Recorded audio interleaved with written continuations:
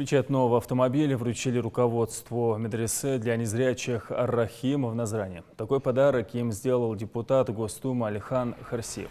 До сих пор ученикам медресе было накладно ездить на различные соревнования, приходилось тратиться на поездки.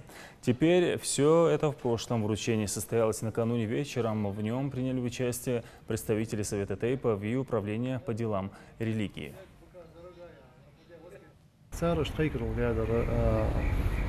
депутат шефасня Алиханга, что ешь кайка бурж, кайка что шост ешь то хандалу في هذا ير ешь то تصوير Алихан شينا دقة شيء دقة قابو تجدر أنا دقة بيدخل بورج ضحم بيدخل بورج ضحم يعني باش ماشي يدخل يش يعني شنو مثلا حقود يستا تخيو لا حد تخيو قبيلي لا حد وخي باش تخون زق شت ماشي خذ بواحد صوت دوت يعني كيكا برج Алихан ماشي ما عشتها هي حتى وعاشقته وعاشق سبب تيبو نخبر واخر نخبر باه يسمى اللي نعرج جون الحي لا تعدوت بها حنيزي حاجة يعني أوتي دال بزلي هذا دال إزل جون بزل نخبير جون تعدو حاجة يمو صوت در إزل جون هنزر غاش ديال بواتش تعبخ رب أحد دول جونا صن يسمى لي قص Алихан عز خرسي Алихан